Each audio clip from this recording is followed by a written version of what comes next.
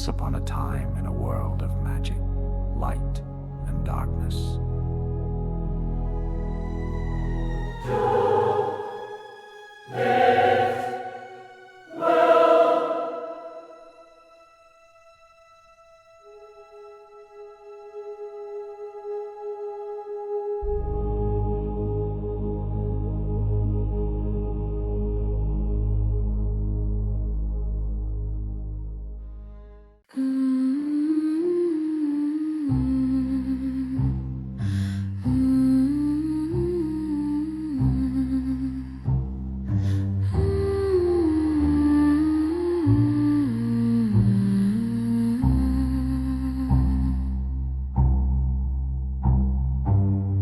When awoke inside a cave, her body aching.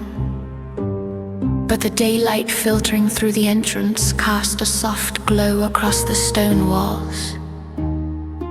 She lay deep within the cave, on a bed of straw with a blanket pulled over her, keeping her warm. Groggily, she struggled to piece together the events that had brought her here.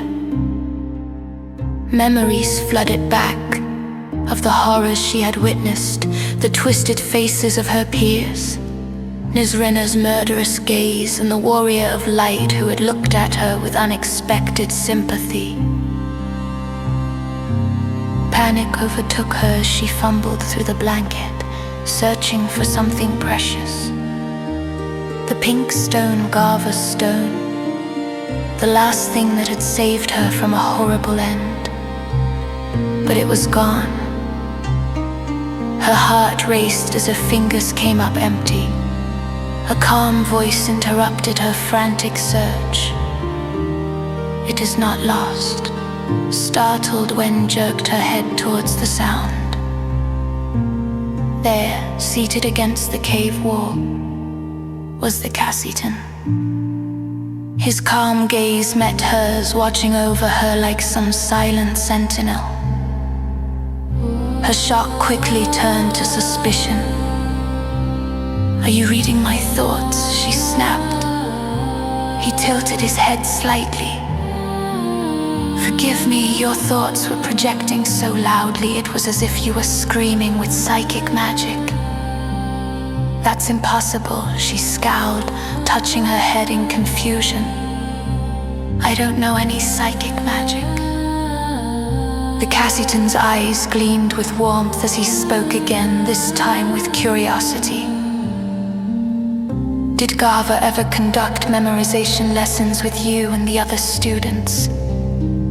Spells in ancient tongues you didn't understand?"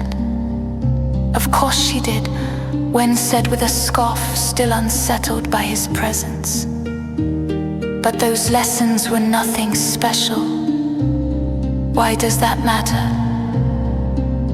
The Casitan raised his hand, slowly pointing to his temple. "Those lessons weren't just for memorization. Gava was passing psychic magic on to her students. You may not have realized it, but you've already begun to use it." Wen shook her head in disbelief.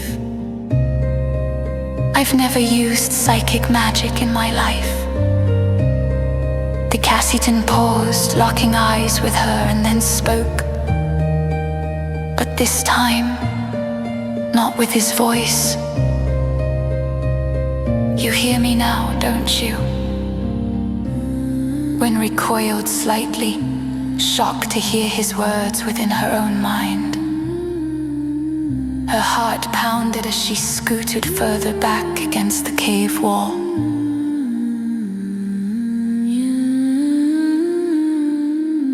"You hear me now, don't you?"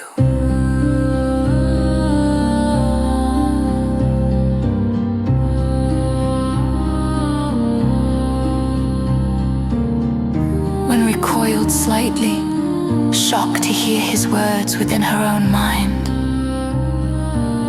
Her heart pounded as she scooted further back against the cave wall.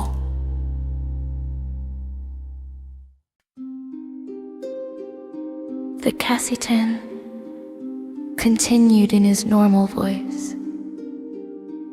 I suspect you've heard Gava's voice in a similar way after some of those lessons.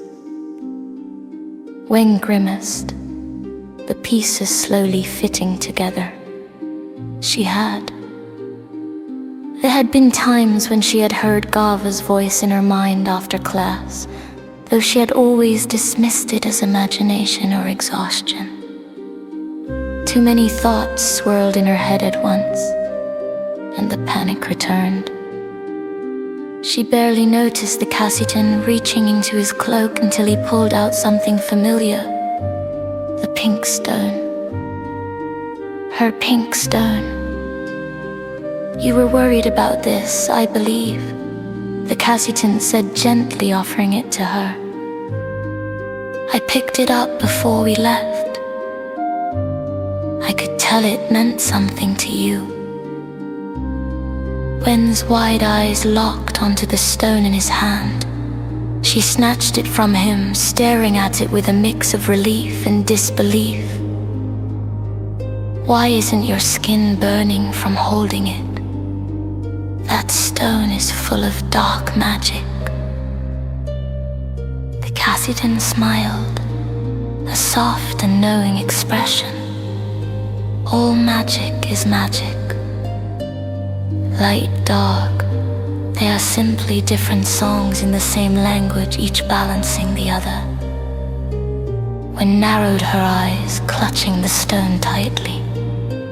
You're a fool to give it back to me. I can escape now. To her surprise, the Casitan merely nodded. You're not a prisoner. You can leave whenever you wish. She laughed mockingly. We'll see about that. With a smirk, she squeezed the stone, expecting to vanish from his sight once more. She felt the familiar sensation of being between the present and some other place, her body fading, her presence disappearing. But the Casitan's eyes remained on her, unwavering. Wen tried to move, but the world around her began to spin. Her body defied her commands, her legs weakened, and before she knew it, she was falling.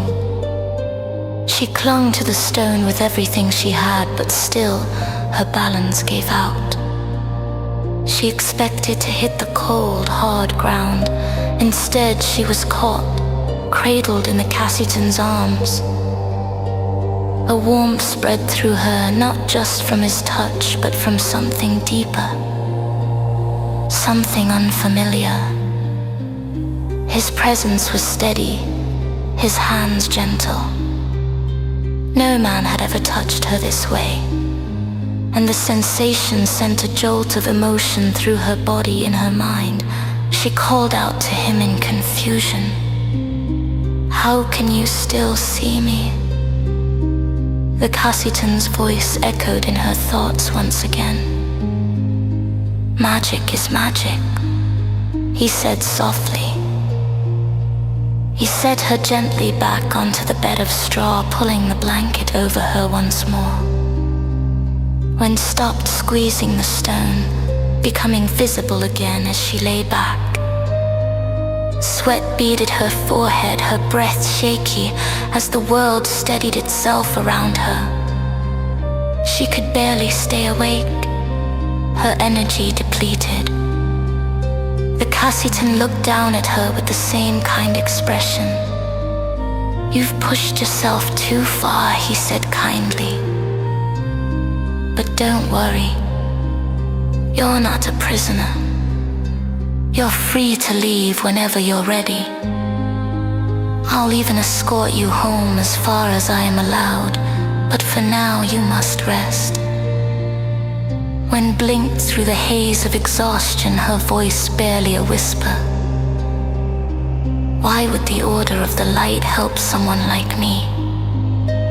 A follower of the Order of the Darkness. The Casitan smiled softly, brushing a loose strand of hair from her forehead. Rest. The word washed over her like a spell, pulling her under.